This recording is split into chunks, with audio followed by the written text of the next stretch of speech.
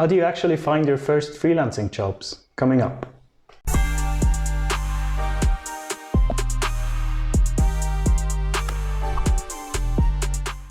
Hello and welcome back to the Freelanceverse. This week's video is gonna go really back to the basics. I know that a lot of you guys are looking to score this first job, this very important first job in your career, right?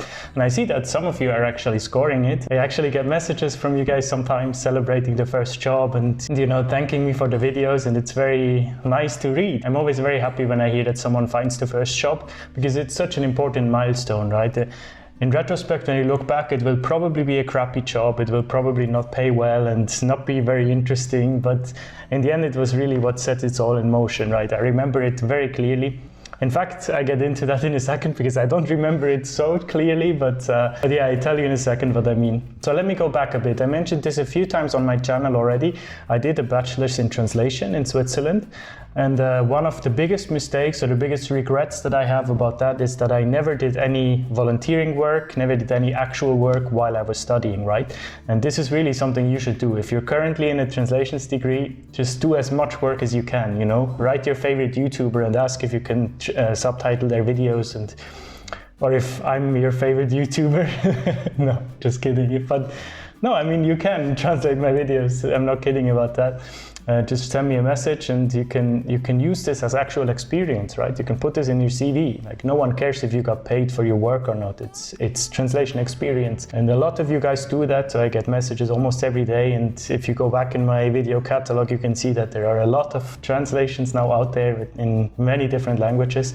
And if you can somehow get real jobs even that are paid, I don't know, by your family, by acquaintances, you know, by your bigger network, if you worked already in a different industry before, if you can finish your degree with already some experience, you're miles ahead of 80% of your competition. So as I said, I finished my degree, 0 experience, so of course no one would hire me, and freelancing was not on the radar, to be honest. First of all, because in Switzerland it's very tough to, you know, you need to get to a very high standard of living very quickly. So this was just not on my radar at that point in time, because so I got a job in a translation agency instead as a project manager, not as a translator, which in the long run it still helps me a lot. I see now also the PM view because I was working in the PM position as well. But these 2.5 years that I worked in this position almost drove me away from wanting to become a translator. Didn't seem appealing, you know. I was just constantly sending these texts that seemed very monotone, and I don't know, I just couldn't imagine doing that as a job. So even after I left to the Netherlands for my master's, it was not on my radar to become a translator. But then during my master's degree abroad, it was a full-time degree, so I had no income. And before I started applying for student jobs, I just wanted to explore if there is an option to do some translation work, because this is what I'm good at, right? And at this point, I learned more about LinkedIn. I got more involved about the Probst community. I heard that there is a way, like I got to know people who are actually translating full-time in the Netherlands, self-employed. So I kind of got introduced through common friends and through acquaintances to the world of freelance translation. And then it was one day when I was back in Switzerland visiting my family that I just said, you know, I just set up all these profiles. Well, like, what can go wrong, right? So I set up my Probst profile, I set up my LinkedIn profile. It was nothing like it looks today. It was very basic. I just filled in all the necessary information. And I didn't buy the membership at Probst because I mentioned this in my Probst video. If you haven't seen that, you can click here. Back then, I think the free membership was still more useful than now. I think now you really should go for the paid one if you can afford it.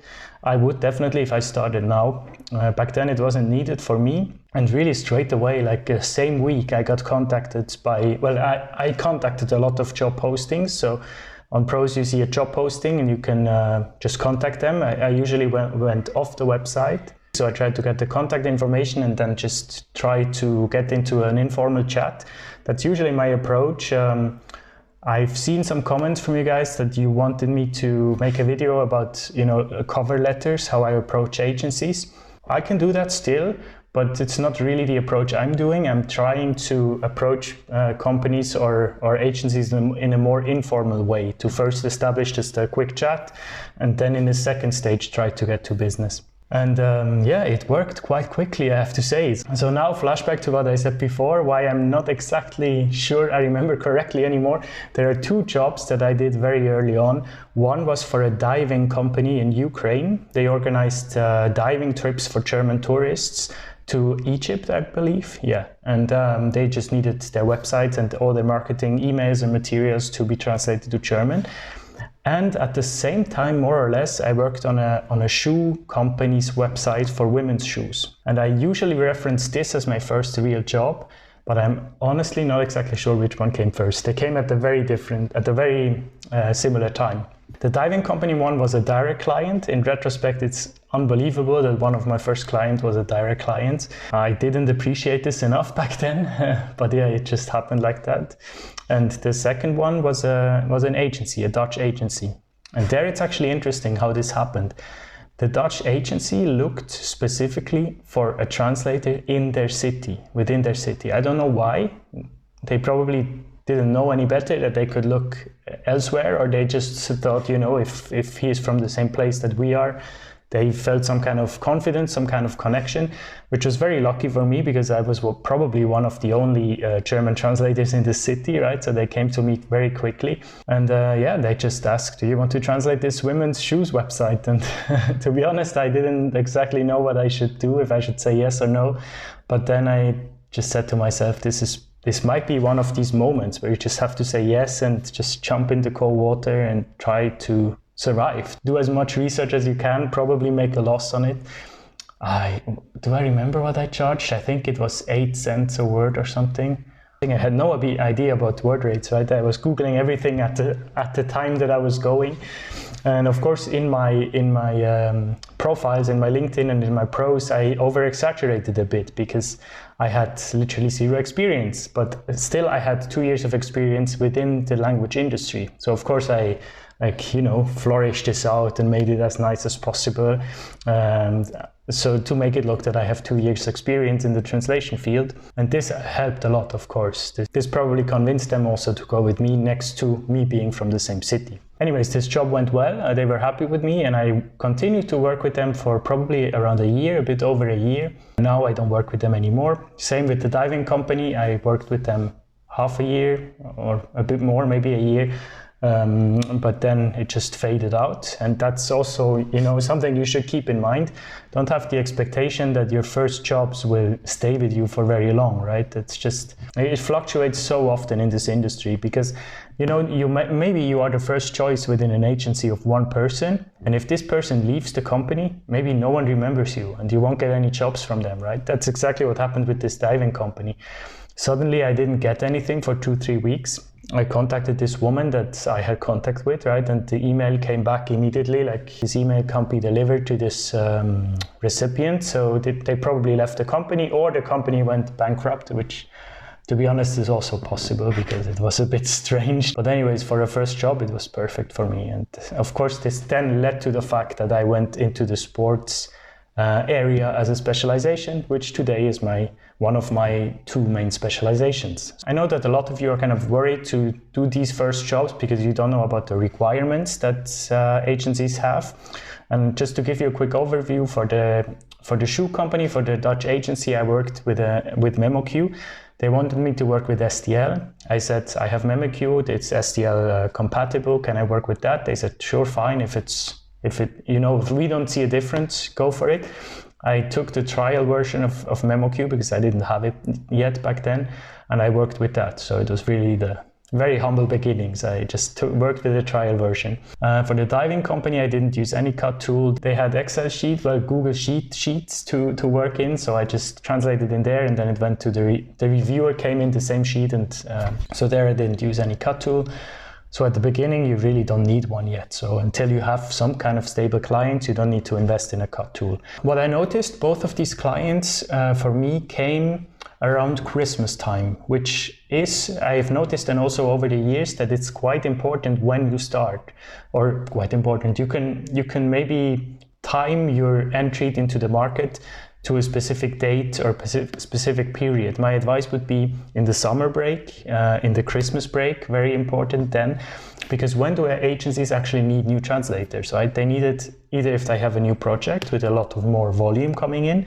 You can't know that as a freelancer. You can't know when a company requires more people unless they put it out there on LinkedIn, etc. Or they need someone new if their established ones don't have time, are on holiday, are busy, and that's exactly in these crucial times like Christmas break, New Year's break, summer holiday. This is when a lot of new agencies ask new freelancers to collaborate with them. Still now this happens all the time. I don't work anymore in this period from Christmas to New Year's, but I used to in my first 2 years. And I can guarantee you there was always 2 to 3 companies like asking me, hey, do you have time to do this express job? We need it tomorrow. We can pay you an express fee, just this one time, etc. And this is exactly where you need to be, where you need to say yes, right? This is your chance, because once you're in the system, if someone is in the system, they will probably get back to you again. This happens to me so many times. Just now, a new client that I acquired last year also happened very similarly. They just suddenly said, hey, we only have one Swiss-German reviewer. Can you please review this for us? The other one is on holiday or something. And since then, I'm in the system and I get jobs every week from them. So when this opportunity arises, you have to be there. And you can time these opportunities quite easily by focusing on specific time periods in the year. There you go. This is the story of my first job, or first jobs. I can honestly not tell which one was earlier. Of course, my story is individual. Everyone's story is individual. I had a major benefit by having a translations degree and by having friends who went on to work in agencies that could kind of guide me in and give me work, right? But there is a way for everyone. You just need to be creative, right? And your story is individual. You can read, you can watch my videos, you can watch other people's videos, read a lot of blog entries. They will give you advice, they will give you motivation, creativity even, but in the end you have to put in the work. You have to find the angle that's different from someone else so that you can stand out. Last week's video was about standing out, if you've seen it. That's exactly what you need to do. In the beginning, you need to do something a bit different. You need to be there at the right time. You need to have something in your profile that other people don't. Or you just need to be relentless and apply to every single opportunity that you see. It can be tedious, it can be heartbreaking sometimes, because you will either get no response, which is even worse actually, or you will get rejected. 95% of the time, it's just how it goes. The beginning is so much harder, but I can tell you it gets so much easier. Like at a certain point, you don't even have to look for clients anymore, because everything works through recommendations, through people contacting you once you're going up the search engines, right? So just know that it's a very steep learning curve. In the beginning, it's very hard, and once you get going, once the ball keeps rolling, it will become much easier. So don't give up. Good luck, and see you next Monday with another video. Bye-bye.